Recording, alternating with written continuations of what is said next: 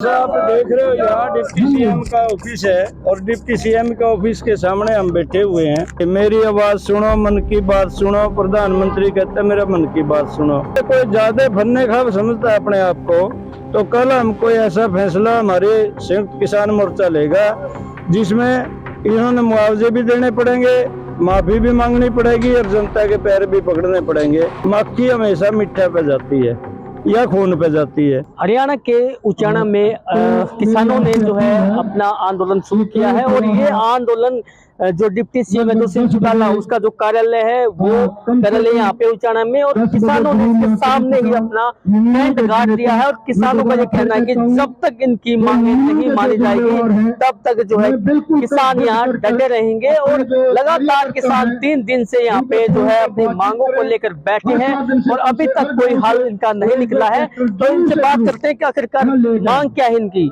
प्रधान जी, ये आप बैठो, क्या मांगे हैं आपकी, क्या कहना चाहिए? मैं अपनी मांगों का जिक्र करने से पहले आपके चैनल का और आपके दर्शकों का आपका बहुत आभार व्यक्त करना चाहता हूँ, क्योंकि पिछले 3 साल से हमारे आंदोलन को राज्य में, देश में, प्रदेश में और दुनिया में भेजने का काम आपने किया है। उसके लिए बहुत बहुत बधाई। जैसा आप देख रहे हो यहाँ डिप्टी सीएम का ऑफिस है और डिप्टी सीएम का ऑफिस के सामने हम बैठे हुए हैं। मुख्य जो मांग है हमारी और मुआवजे को लेकर है। मुआवजा 2020 का भी पेंडिंग है, अभी 21 का, 22 का, 23 जी। यहाँ से चौधरी वीरेंद्र सिंह भी जो है अभी रैली की थी, उन्होंने मेरी आवाज सुनो लोगों को इकट्ठा किया था। वो कहता है मैंने किसानों की आवाज उठाई। आप दुष्यंत चौटाला की कह रहे हो कि दुष्यंत चौटाला हमारी बात नहीं सुन रहे हैं।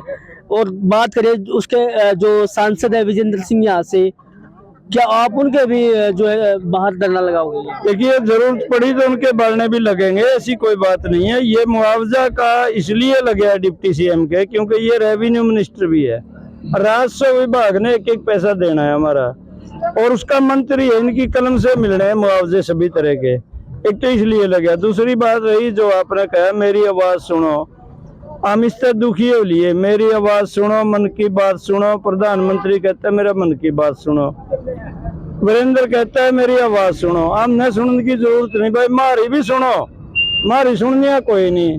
अब इन्ना आना पड़ेगा गम्मा में। ये लोकसभा के लिए तो वीरेंद्र का लड़का तो अगले 3-4 महीने बाद ही हमारे बीच आएगा। जिस तरह ही क्वाड दरवाजे पे बंद कर लेते हैं और बात नहीं करते, तो हमारे भी ऐसे ही बंद होंगे। तो ये बात आपका चैनल के माध्यम से कहना चाहते हैं। रही बात डिप्टी सीएम की, सारे मुआवजे क्लियर इसकी कलम से ही करवाने हैं, इसके लिए लड़ांगे। और जिस तरह ने गेट बंद कर रखा, ताला लग गया, वैसे ही माड़ा होता है वैसे किसी के भी घर पे, लेकिन यहाँ डिप्टी सीएम के दफ्तर पे ताला लग गया।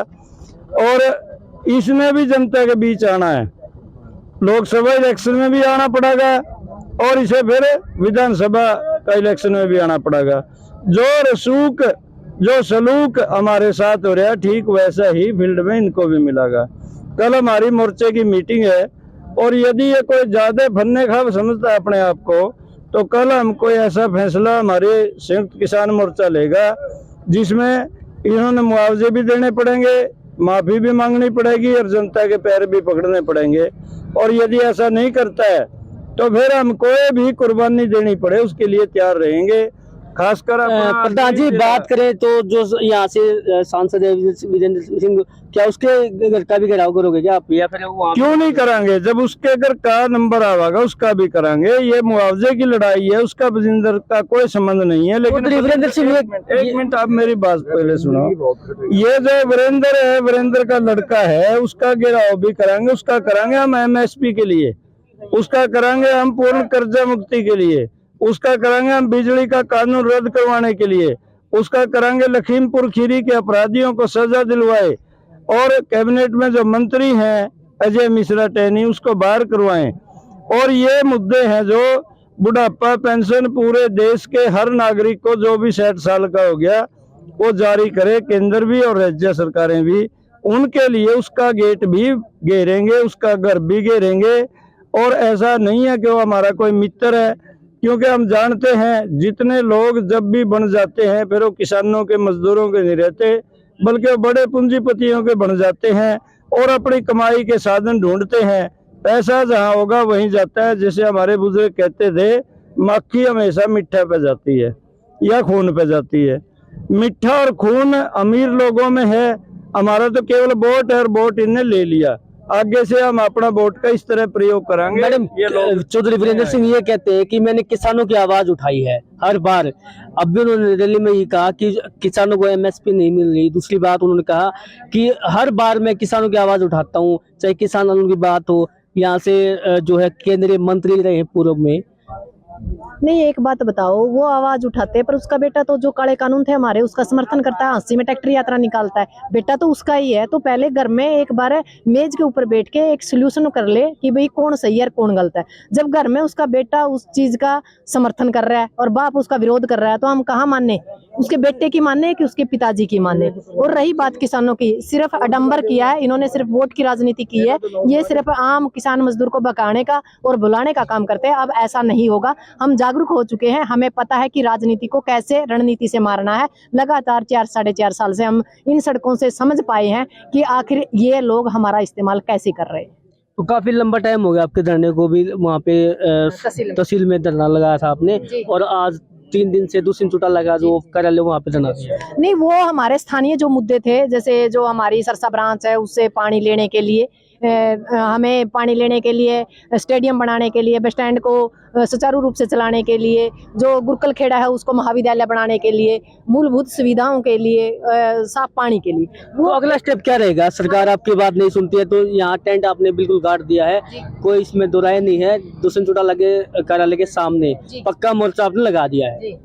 नहीं, अगला स्टेप तो यही होगा। पहले तो हमारे जो संयुक्त मोर्चा ने एक कॉल दी थी, पहले एक लेटर दिया था कि आप आइए, 9 तारीख को यहाँ महापंचायत हुई, उन्होंने कोई मतलब उसके ऊपर एक्शन नहीं लिया। अब 11 तारीख तक का टाइम दुष्यंत चौटाला ने दिया था।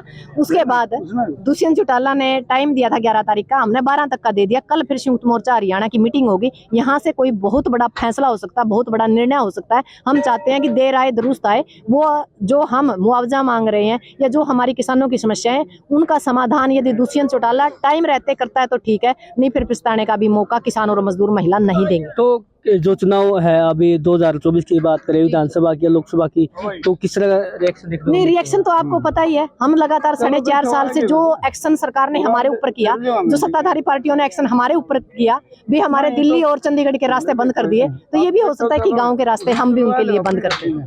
बिल्कुल, किसानों का साफ तौर पर यही कहना है कि कल जो है किसान बड़ा फैसला ले सकते हैं और इनका जो मांग है वो किसानों की जो फसल पर एमएसपी को लेकर है और अन्य जो मांगे हैं, और इन्होंने साफ तौर पर ये कहा है किसान कल जो है कोई बड़ा फैसला ले सकते हैं। 2024 की अगर बात करें, जिस प्रकार से सरकार इनकी नहीं सुन रही, तो ये भी जो है अपने दरवाजे बंद कर सकते हैं। हरियाणा तक के लिए 3 से परमजीत फवाद की रिपोर्ट।